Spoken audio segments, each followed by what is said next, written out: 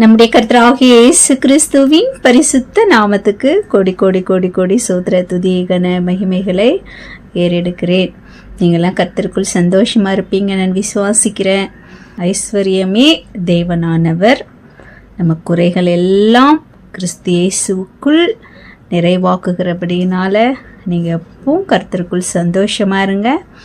அதுதான் நம்முடைய பலனாக இருக்கிறது. அல்லேலூயா, ஆமென். நம்ம நேராக வேத தியானத்துக்கு போயிடலாம். ஏன்னா மகிமையான பரலோக ரகசியங்கள் ஆவியானவர் நமக்கு சொல்லி தராங்க இல்லைங்களா? உங்களுக்கெல்லாம் எப்படியே எனக்கு தெரியல, நான் அடிக்கடி சொல்கிற மாதிரி அவ்வளோ மகிமையான காரியங்களை நான் இப்போது புதுசாக தெரிஞ்சுட்டு வந்துட்டு இருக்கேன். ரொம்ப வருஷமாக படித்து இருந்தாலும் ஆவியானவர் துணையோடு படித்ததுக்கப்புறம் மகிமையான காரியங்களை நான் கற்றுட்டு வரேன். அது எனக்கு ரொம்ப ரொம்ப பிரயோஜனமாக இருக்குது. அது உங்களுக்கும் பிரயோஜனமாக இருக்கணும் அப்படின்றதுனால தான் இந்த சத்தியத்தெல்லாம் உங்ககிட்ட நான் ஷேர் பண்ணிட்டு வரேன். தெய்வ கிருபையாக இருக்குது. அது கூட அதுக்காக நான் ஆவியானவர் கோடி கோடி சோத்திர துதிகான மகிமைகளை ஏறெடுக்கிறேன். நம்ம 21 அதிகாரம் மத்தேயுல நம்ம தியானிச்சிருக்கோம் இல்லைங்களா? அதில் நம்ம முக்கியமாக என்ன பார்த்தோம் அப்படின்னா, அழைக்கப்பட்டவர்கள் அநேகர், தெரிந்து கொள்ளப்பட்டவர்கள் சிலர். அநேகர் முந்தினோராக இருக்கிறவங்க பிந்தினோராக இருப்பாங்க, பிந்தினோராக இருக்கிறவங்க முந்தினோராக இருப்பாங்க அப்படின்னு நம்ம பார்த்தோம் இல்லைங்களா? ஆமாம், ஏசப்பா யாருக்கும் அநியாயம் செய்ய மாட்டாங்க. நம்ம தேவன் நீதி உள்ள நியாயபதி அப்படின்றது நமக்கு நல்லா தெரியும் இல்லைங்களா? ஆமாம், பரலோக ராஜ்யத்தில் கூட நமக்கு இந்த பூமியில் நம்ம பார்க்குற விதத்தில் ஊழியர்களையோ நம்ம பார்க்க முடியாது. அப்படியே அதே மாதிரி பார்க்கவும் முடியும். ஆனாலும் நம்ம தேவன் நீதி உள்ளவர் அப்படின்றது நமக்கு தெரியும். அதனால் நமக்கு அங்கே கர்த்தர் என்ன செஞ்சாலும் அதில் மன நிறைவோட சந்தோஷமாக நம்ம இருப்போம். அல்லேலூயா, ஆமென். அதை மாதிரி நம்ம பார்த்தோம் இல்லைங்களா? அடுத்தது, அநேகர் அழைக்கப்பட்டிருந்தா கூட ரட்சிக்கப்பட்டவங்களே தேவன் தெரிந்து கொள்கிறாங்க. அநேக தெரிந்து கொள்ளுதல் இருக்குது. நம்ம விதவிதமாக பார்த்துட்டு வரோம் இல்லைங்களா? ஆமாம், ரட்சிப்பு இழந்தாலும் அவங்க மனஸ்தாபப்பட்டு திரும்ப கர்த்தர்கிட்ட வரும்போது கர்த்தர் அவங்கள மன்னிச்சு ஏற்றுக்கிறாரு அப்படின்னு நம்ம பார்க்குறோம் இல்லைங்களா? 100 ஆடில் ஒரு ஆடு போயிடுச்சு மந்தையை விட்டு. எதுக்கு போயிருக்கோம்? ஒன்று உலக இன்பத்துக்கு போயிருக்கோம், இல்லை கஷ்டத்துக்கு போயிட்டுருக்கோம். ஏதோ ஒரு காரணத்தில் மந்தையை விட்டு ஏன் ஒரு ஆடு போகுது இல்லைங்களா? அப்படி போயிருக்கும் போது மேய்ப்பன் என்ன பண்ணுறாரு? தேடி போயிட்டு அந்த காணா போன ஆடை கண்டுபிடிச்சிட்டு வர்றாரு. ஏன் அப்படின்னா ஒரு நல்ல மேய்ப்பன் இல்லைங்களா? அந்த ஆடு நான் வரமாட்டேன்னு கூட சொல்லியிருக்கலாம் இல்லைங்களா? ஆனாலும் விடாமல் என்ன பண்ணுறாரு அந்த மேய்ப்பன்? அந்த ஆடை மந்தையில் சேர்க்குறாரு. அதான் ரட்சிப்பை இழந்தாலும் திரும்ப கர்த்தர் வாய்ப்பு கொடுக்குறாரு அப்படின்றது தான் இல்லையா? நம்ம இன்னும் கூட இளைய குமாரன் கூட என்ன பண்ணுறான்? தன் தகப்பன் ஆஸ்தி எல்லாத்தையும் என் பங்கை கொடு அப்படி சொல்லிட்டு என்ன பண்ணிடுறான்? தகப்பன் விட்டு போயிடுறான் உலகத்துக்கு இல்லையா? ரட்சிப்பை இழந்துட்டான். அதனால் தகப்பன் என்ன பண்ணிட்டாரு? போயிட்டு எப்படின்னா சாகட்டும் அப்படி விட்டாரா? இல்லை, என்ன பண்ணுறாங்க? எப்போ அவன் தப்பை உணர்ந்து வருவான், அவன் சொத்தெல்லாம் அழிச்சாலும் பரவாயில்ல, அவன் வந்துட்டா போதும் அப்படின்னு தானே ஏங்கி காத்துட்டு இருந்தாங்க. அப்போ வரும்போது என்ன பண்ணுறாரு? ஓடி போய் அவன் மகன்ற ஸ்தானமே வேண்டாம், வேலைக்காரனா இருந்துட்டு போகிறேன் அப்படின்னு சொல்லிட்டு தான் வரான். ஆனால் தகப்பன் என்ன பண்ணுறாங்க? அவனை ஏற்றுக்கிறத நம்ம பார்க்குறோம். இதை மாதிரி பல பின்மாற்றத்துக்கு போய் வர்றவங்கள கர்த்தர் அப்படியே விட்டுடாமல் திரும்பவும் ஏற்றுக்க தான் பார்க்குறாரு இல்லைங்களா? அப்படின்னு நம்ம பார்த்தோம் இல்லைங்களா? ஆமாம், அவ்வளோ மனதுருக்கம், அளவில்லாத அன்புள்ள நம்ம தேவனாக இருக்கிற தகப்பன்னு வியப்பாக இருக்கார். அவர் அன்பை தியானிக்கும் போது வியப்பாக இருக்குது இல்லைங்களா? ஆமென், சூத்திரம். ஏசப்பா எவ்வளோ ரொம்ப ரொம்ப நல்லவங்க. அதுக்காக ஏசப்பாவுக்கு கோடி கோடி சூத்திரம் சொல்லணும். நம்ம கோடி கோடி சூத்திரம் சொல்லலாம். அப்படி இல்லை அப்படி நம்ம பார்த்தோம் முக்கியமாக இல்லைங்களா? 21ஆம் அதிகாரத்தில். அது மட்டும் இல்லாமல் திராட்சை தோட்டத்தில் குத்தகைக்காக ஒருத்தனை விட்டுட்டு வெளிநாட்டுக்கு போயிடுறாரு இல்லையா? அப்படின்னா இப்போ நம்ம சொல்கிறோம்ல, ஆமாம் ஏசப்பா 2000 வருஷமாக வரேன்னு சொல்கிறாரு, எப்போ வருவார், எல்லாம் சும்மா அதெல்லாம் அப்படின்னு சொல்கிறாங்க இல்லையா? அதுக்கு தான் இது மாதிரி இல்லையா? அதே மாதிரி தான் அவனும் நினச்சிட்டான். அந்த திராட்சை தோட்டத்து குத்தகைக்கு வாங்கினா இல்லை, அவனும் அப்படி தான் நினச்சிட்டான். எஜமான் போய் ரொம்ப வருஷம் ஆச்சு, இனிமேல் அவர் வரவே மாட்டார், இந்த எஜமான ஸ்தானத்தை நம்மளே எடுத்துக்கலாம், ஒரு பங்கெல்லாம் தர வேண்டாம் அப்படின்னு நினைக்கிறான். தப்பு தானே அது இல்லைங்களா? அப்போ நமக்கு கர்த்தர் கொடுத்துருக்கிற தாளந்துகளை, வரங்களை, அபிஷேகங்களை என்ன பண்ணணும்? நம்ம கர்த்தருக்காக பயன்படுத்தணும். தேவன் நம்மக்கிட்ட எதிர்பார்க்கறது என்னன்னா, நம்ம ரட்சிக்கப்பட்ட மாதிரி அவர் வார்த்தையை கொண்டு அநேகர் ரட்சிக்கப்படணும். அதை நம்ம செய்யணும்னு தான் கர்த்தர் எதிர்பார்க்குறாங்க. அதுதான் ஒரு பங்காவை கர்த்தர் பார்க்குறாரு. புரியுதுங்களா? வேற எதையும் கர்த்தர் நம்மக்கிட்ட கேட்கல. ஆமே, அதை தான் அங்கே ஏசப்பா நமக்கு அந்த திராட்சை தோட்டத்து குத்தகைக்காரனை கொண்டு நம்மளுக்கு உதாரணமாக சொல்கிறது. அல்லேலூயா, ஆமே. அடுத்தது நம்ம இப்போ பார்க்க போகிறது மத்தேயு 22ஆம் அதிகாரத்தில் ஆவியானவர் இன்னும் மகிமையான காரியங்களை வருகிற அதிகாரங்கள் எல்லாவற்றிலும் நம்ம பார்த்தா பரலோக ராஜ்யத்துக்குரிய இன்னும் ஒரு ஸ்டெப் மேலே இன்னொரு ஸ்டெப் மேலே அப்படி தான் சொல்லி கொடுத்துட்டே வருவாங்க. நம்ம அதை கவனமாக கேட்டு ஏசப்பா நாமத்தை மகிமைப்படுத்தலாம், அதன்படி வாழ நம்மளை அர்ப்பணிப்போம். அல்லேலூயா, ஆமென். மத்தேயு 22. இயேசு மறுபடியும் அவர்களுடைய ஓமையாய் பேசி சொன்னது என்னவென்றால், பரலோக ராஜ்யம் தன் குமாரனுக்கு கல்யாணம் செய்த ஒரு ராஜாவுக்கு ஒப்பாருக்கிறது. அழைக்கப்பட்டவர்களை கல்யாணத்திற்கு வர சொல்லும்படி அவன் தன் ஊழியக்காரரை அனுப்பினான். அவர்களோ வர மனதில்லாதிருந்தார்கள். அப்பொழுது அவன் வேறு ஊழியக்காரரை அழைத்து, நீங்கள் போய் இதோ என் விருந்தை ஆயத்தம் பண்ணினேன், என் எருதுகளும் கொழுத்த ஜந்துக்களும் அடிக்கப்பட்டது, எல்லாம் ஆயத்தமாயிருக்கிறது, கல்யாணத்திற்கு வாருங்கள் என்று அழைக்கப்பட்டவர்களுக்கு சொல்லுங்கள் என்று அனுப்பினான். அழைக்கப்பட்டவர்களோ அதை அசட்டை பண்ணி ஒருவன் தன் வயலுக்கும் ஒருவன் தன் வியாபாரத்துக்கும் போய்விட்டான். மற்றவர்கள் அவன் ஊழியக்காரரை பிடித்து அவமானப்படுத்தி கொலை செய்தார்கள். விருந்துக்கு கூப்பிடுறவங்கள கொலை செய்வாங்களா பாருங்க. ராஜா அதை கேள்விப்பட்டு கோபமடைந்து தன் சேனைகளை அனுப்பி அந்த கொலைபாதகரை அழித்து அவர்கள் பட்டணத்தையும் சுட்டெரித்தான். அப்பொழுது அவன் தன் ஊழியக்காரரை நோக்கி, கல்யாண விருந்து ஆயத்தமா இருக்கிறது, அழைக்கப்பட்டவர்களோ அதற்கு அபாத்திரராய் போனார்கள். ஆகையால் நீங்கள் வழி சந்துகளிலே போய் காணப்படுகிற யாவரையும் கல்யாணத்திற்கு அழைத்து கொண்டு வாருங்கள் என்றான். அந்த ஊழியக்காரர் புறப்பட்டு வழியிலே போய் தங்கள் கண்ட நல்லாரையும் பொல்லாரையும் யாவரையும் கூட்டிக் கொண்டு வந்தார்கள். கல்யாண சாலை விருந்தாளிகளால் நிறைந்தது. விருந்தாளிகளை பார்க்கும்படி ராஜா உள்ளே பிரவேசித்த போது கல்யாண வஸ்திரம் தரித்திராத ஒரு மனுஷனை அங்கே கண்டு, சிநேகிதனே, நீ கல்யாண வஸ்திரம் இல்லாதவனா இங்கே எப்படி வந்தாய் என்று கேட்டான். அதற்கு அவன் பேசாமல் இருந்தான். அப்பொழுது ராஜா பணிவிடைக்காரரை நோக்கி, இவனை கையும் காலும் கட்டி கொண்டு போய் அழுகையும் பற்கடிப்பும் உண்டாயிருக்கிற புறம்பான இருளிலே போடுங்கள் என்றான். அந்தபடியே அழைக்கப்பட்டவர்கள் அநேகர், தெரிந்து கொள்ளப்பட்டவர்களோ சிலர் என்றார். அல்லேலூயா, ஆமே. மகிமையான காரியத்தை ஆவியானவருங்க நமக்கு சொல்லி தராங்க. 21 நம்ம அழைக்கப்பட்டவர்கள் அநேகர், தெரிந்து கொள்ளப்பட்டவர்கள் சிலர் அப்படின்னு நம்ம பார்த்தோம். 26லையும் 20லையும் நம்ம பார்த்தோம் இல்லைங்களா? அழைக்கப்பட்டவர்கள் அநேகர், தெரிந்து கொள்ளப்பட்டவர்கள் சிலர் அப்படி சொல்லிட்டு ஒரு ஸ்டெப்பாகவே தேவன் நமக்கு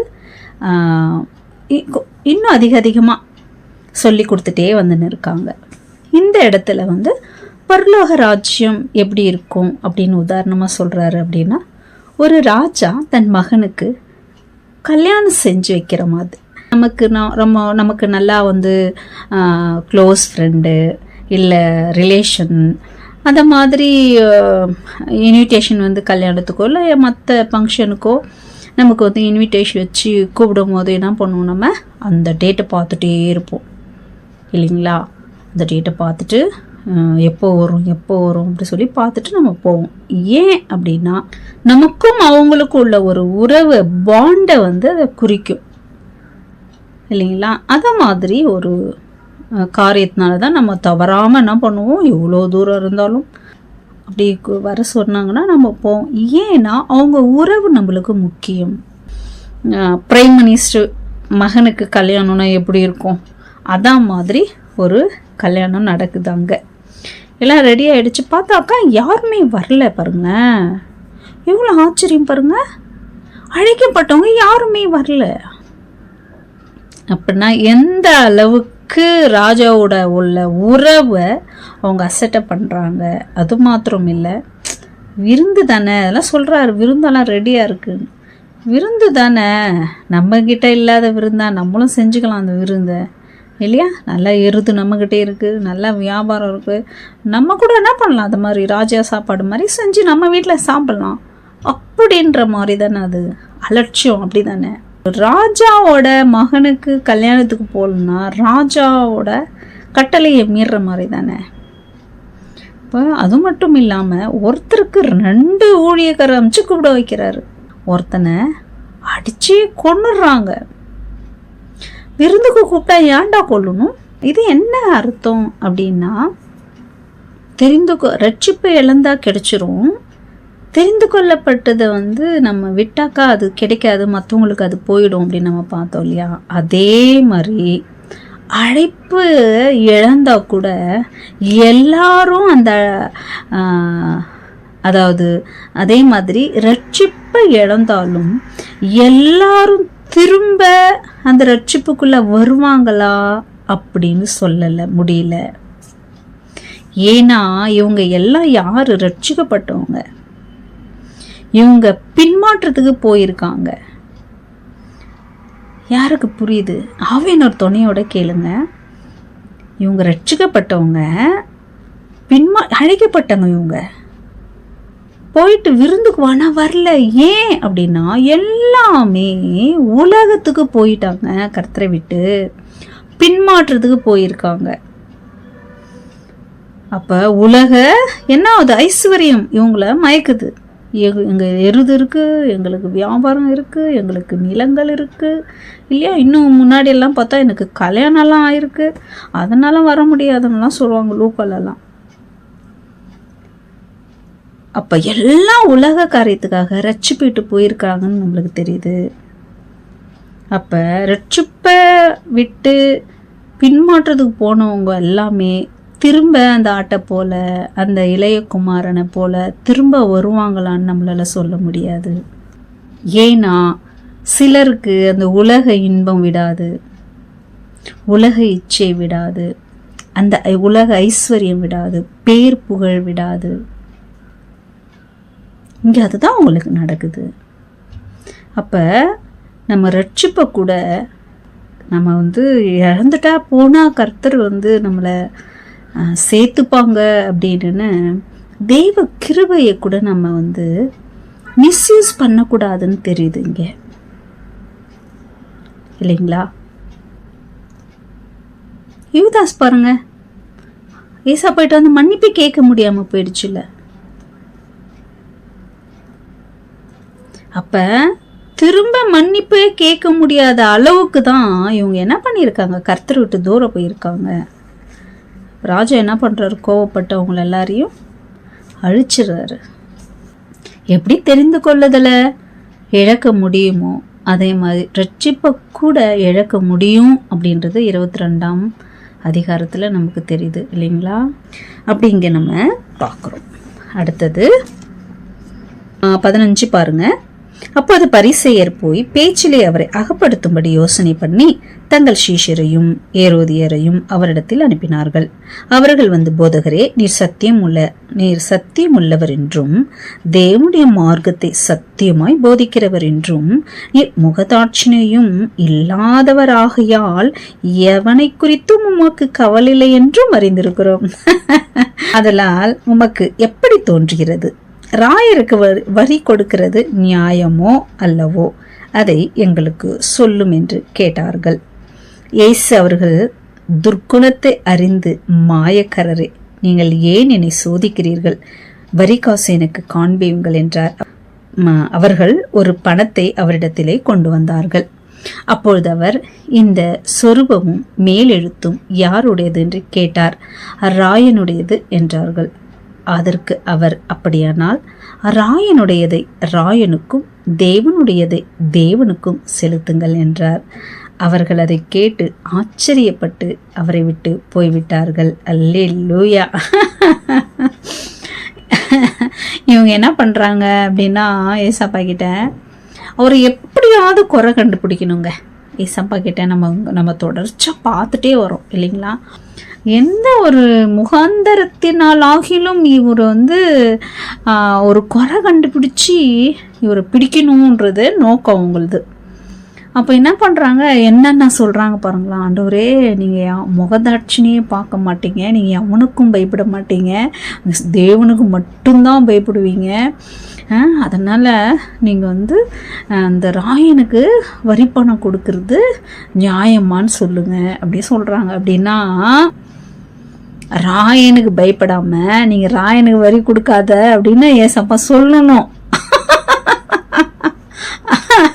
அதை கண்டுபிடிச்சி ராயனுக்கிட்ட போய் சொல்லணும், அரசாங்கத்தை சொல்லணும். இவன் என்ன பண்ணுறான், வரி இவனும் கட்ட மாட்டான், மற்றவங்கள வரி கட்ட வேணாம் சொல்கிறான் அப்படின்னு அவர் என்ன பண்ணணும், சொல்லிட்டு பிடிச்சிடணும். வரல சட்டப்படி இவரை பிடிக்கலாம். புரியுதுங்களா? சட்டப்படி என்ன பண்ணலாம், இவரை பிடிச்சி ஜெயிலில் போட்டுடலாம் அப்படின்ற எண்ணம் அவங்களுக்கு. நம்ம தேவை யாரு, அவனெல்லாம் படைச்சவர் இல்லை நம்ம கர்த்தர். இப்போ கர்த்தர் சொல்கிறாங்க, வரி காசை என்கிட்ட கொடுங்கப்பா நீங்கள் அப்படின்னு கேட்குறாரு. இப்போ வரி காசை கொடுத்தோடனே என்ன பண்ணுறாரு, இது யாரு, ராயனா, அந்த ராயனுக்கு கூட தேவனுக்கு கூட அப்படின்னு சொல்கிறாரு பாருங்க. அப்போ அந்த இடத்துல தேவனுக்கும் கொடுக்க வேண்டிய அந்த ரெஸ்பெக்டையும் கொடுக்குறாரு, ஒரு ராஜாவுக்கும் கொடுக்க வேண்டிய ஒரு மரியாதை கர்த்தர் நம்மளுக்கு அங்கே சொல்லித்தராங்க இல்லையா? 24 பாருங்க. போதகரே, ஒருவன் சந்தானம் இல்லாமல் இருந்து போனால் அவனுடைய சகோதரன் அவன் மனைவியை விவாகம் பண்ணி தன் சகோதரனுக்கு சந்தானம் உண்டாக்க வேண்டும் என்று மோசே சொன்னாரே. எங்களுக்குள்ளே சகோதரர் 7 பேர் இருந்தார்கள். மூத்தவன் விவாகம் பண்ணி மரித்து சந்தானம் இல்லாததினால் தன் மனைவியை தன் சகோதரனுக்கு விட்டு போனான். அப்படியே 2ஆம் 3ஆம் சகோதரன் முதல் 7ஆம் சகோதரன் வரைக்கும் செய்தார்கள். எல்லாருக்கும் பின்பு அந்த ஸ்திரீயும் இறந்து போனாள். ஆகையால் உயிர்த்தெழுதலில் 7 பேரிலே எவனுக்கு அவன் மனைவியாயிருப்பாள்? அவர்கள் எல்லாரும் அவளை விவாகம் பண்ணியிருந்தார்களே என்று கேட்டார்கள். இயேசு அவர்களுக்கு பிரதியுத்தரமாக, நீங்கள் வேத வாக்கியங்களை தேவனுடைய வல்லமையையும் அறியாமல் தப்பான எண்ணம் கொள்கிறீர்கள். உயிர்த்தெழுதலில் கொள்வனையும் கொடுப்பவனையும் இல்லை. அவர்கள் பரலோகத்தில் தேவதூதரை போல் இருப்பார்கள். மேலும் மரித்தோர் உயிர்த்தெழுதலை பற்றி நான் ஆபிரகாமின் தேவனும் ஈசாக்கின் தேவனும் யாக்கோவின் தேவனுமாயிருக்கிறேன் என்று தேவனால் உங்களுக்கு உரைக்கப்பட்டிருக்கிறதை நீங்கள் வாசிக்கவில்லையா? தேவன் மரித்தோருக்கு தேவனாயிராமல் ஜீவன் உள்ளோருக்கு தேவனாயிருக்கிறார் என்றார். அல்லேலூயா. ஜனங்கள் அதை கேட்டு அவருடைய போதகத்தை குறித்து ஆச்சரியப்பட்டார்கள். அல்லேலூயா. இங்கே இன்னொரு காரியம் கேட்குறாங்க, ஒரு டவுட்டு கேட்குறாங்க. அவங்க குடும்பத்தில் நடந்ததே சொல்கிறாங்க. மோசே சொல்லியிருக்காங்க, உங்களில் ஒரு சகோதரன் கல்யாணம் பண்ணி அவனுக்கு சந்தானம் இல்லாமல் அப்படின்னா குழந்தை பிறக்காம மறிச்சிட்டான்னா அதுக்கு வம்சம் வரணும், அவங்க சன்னதி பெருகணும். அதனால என்ன பண்ணணும், சகோதரன் கல்யாணம் பண்ணணும் அப்படின்னு மோசே எழுதி கொடுத்துருக்காங்களே. 7 சகோதரருமே கல்யாணம் பண்ணி சந்தானம் இல்லாமே இறந்துட்டாங்க. அந்த ஸ்திரீயும் இறந்துட்டா. இப்போ அவ யார்கிட்ட போயிட்டு ஒய்ஃபா இருப்பா, மனைவியா இருப்பா அப்படின்னு சொல்லும் போது ஏசப்பா சொல்லுவாங்க, நீங்கள் தப்பாக நினச்சிட்டு கேட்குறீங்க. பரலோகத்தில் பெண் கொடுக்கறதும் இல்லை, பெண் எடுக்கிறதும் இல்லை. பரலோகத்துல எல்லாருமே தேவதூதர் மட்டும் இல்லாம நான் ஆபிரகாமின் தேவன், ஈசாக்கின் தேவன், யாக்கோவின் தேவன் சொல்லிட்டுதான் தன்னை அடையாளப்படுத்துறாரு கர்த்தர். அப்படி சொல்லிட்டு நான் ஜீவனுள்ளோருக்கு அத மாதிரி ஜீவனுள்ளோருக்கு தான், ஆபிரகாம் மாதிரி, ஈசாக்கு மாதிரி, யாக்கோவ மாதிரி உயிரோடு இருக்கிறவங்களுக்கு தான் நான் தேவன், மரித்தோருக்கு நான் தேவன் இல்லைன்ற அர்த்தம் அது. அப்ப ஆபிரகாம் மரிக்கலையா? ஈசாக்கு மரிக்கலையா? யாக்கோவு மரிக்கலையா? அவங்களெல்லாம் அடக்கம் பண்றது நம்ம வேதத்துல பாக்குறோம் தானே. இன்னைக்கும் அவங்க கல்லறைகள் எருசலேம்ல இருக்கிறது நம்ம பாக்குறோம்ல. அப்புறம் எப்படி நான் ஜீவன் உள்ளோருக்கு தான் தேவன், மரித்தோருக்கு இல்லைன்னு சொல்றாரு? இதெல்லாம் நம்ம என்னைக்காவது இந்த வசனத்துல நம்ம தியானிக்கிறோமா? அல்லேலூயா. அப்ப ஏசப்பா நம்ம எடுத்துக்கொள்ளப்படுதல் ரகசிய வருகையை பத்தி பேசும்போதே நான் இதெல்லாத்தையும் ஆவியானவர் நமக்கு சொல்லி கொடுத்திருக்காரு. கர்த்தருக்குள் மரிக்கிறவங்க அவங்க யாரு? ஜீவனோட இருக்கிறாங்கன்னு தெரியுதா நமக்கு? 35 அவர்களில் நியாயசாஸ்திரி ஒருவன் அவரை சோதிக்கும்படி, போதகரே, நியாயப்பிரமாணத்திலே எந்த கற்பனை பிரதானமானது என்று கேட்டான். இயேசு அவனை நோக்கி, உன் தேவனாகிய கர்த்தரிடத்தில் உன் முழு இருதயத்தோடும், உன் முழு ஆத்மாவோடும், உன் முழு மனதோடும் அன்பு கூர்வாயாக. இது முதலாம் பிரதான கற்பனை. இதற்கு ஒப்பாயிருக்கிற இரண்டாம் கற்பனை என்னவென்றால், உன்னிடத்தில் நீ அன்பு கூறுவது போல பிறனிடத்திலும் அன்பு கூர்வாயாக என்பதே. இவ்விரண்டு கற்பனைகளிலும் நியாய பிரமாணம் முழுமையும் தீர்க்க தரிசனங்களும் அடங்கியிருக்கிறது என்றார். அல்லேலூயா, ஆமேன். ஆமாங்க, நம்ம எல்லாத்தையும் விட ஏசப்பாவை தான் நேசிக்கணும். அவருக்கு தான் ஃபர்ஸ்ட் இடம் கொடுக்கணும். அதுக்கப்புறம்தான் எல்லா உறவும், எல்லா ஸ்தானத்துக்கும் நம்ம செகண்ட் தான் எல்லாமே. அல்லேலூயா. அதுக்கு அடுத்தது நம்ம எப்படி நேசிக்கிறோமோ, நம்ம எப்படி நல்லா இருக்கும்னு நினைக்கிறோமோ, அதை மாதிரி மற்றவங்க கூட நல்லா இருக்கணும்னு நம்ம நினைக்கணும்.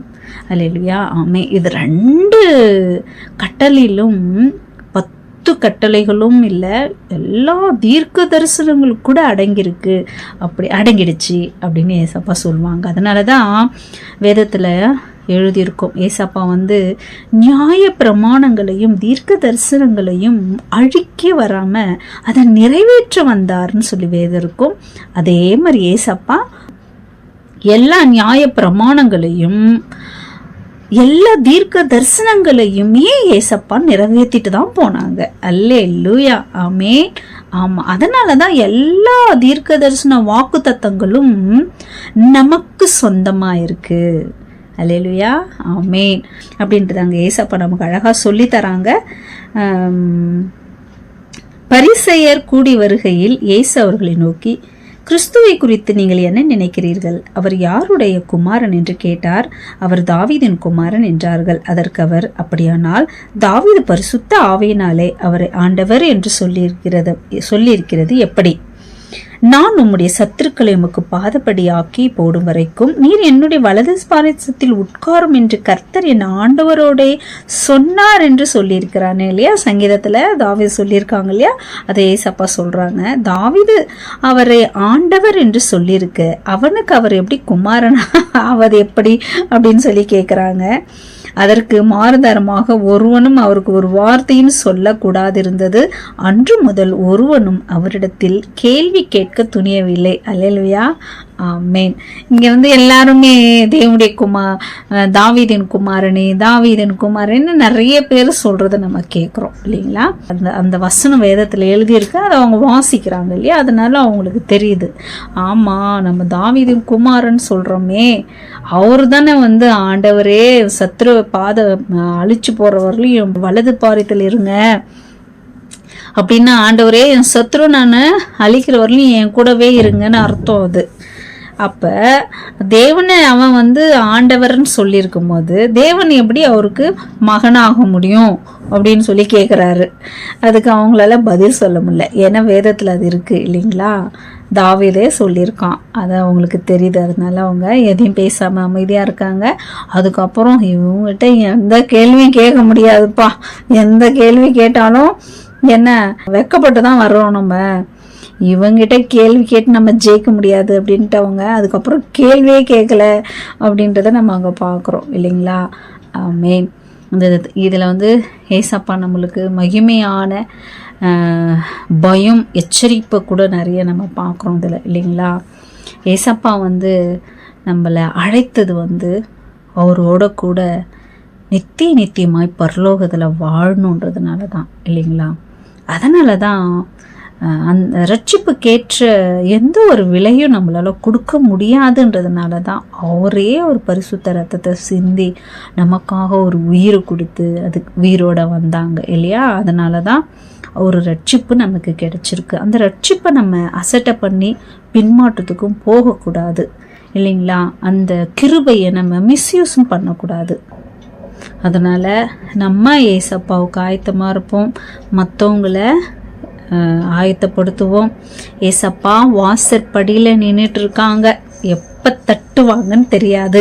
ஏசப்பா தட்டும் போது நாம் அவரோடவும் அவர் நம்மோடவும் மிகப்பெரிய ஒரு கல்யாண விருந்து பரலோகத்தில் நமக்காக ஆயத்தமாக காத்துட்டு இருக்கு. ரட்சிக்கப்பட்ட நம்ம ஒருத்தரும் அதை விடக்கூடாது. அல்லேலூயா, ஆமேன். நம்முடைய கர்த்தராகிய இயேசு கிறிஸ்துவுடைய கிருபை, தேவனுடைய அன்பு, பரிசுத்த ஆவியானவரின் ஐக்கியம், சந்தோஷம், சமாதானம் நம்மோட தேவ பிள்ளைகளோட ஏசப்பா வரவரிலையும் இருப்பதாக. ஆமென். பரலோக பாதை இயேசு, பரலோக பாதை இயேசு.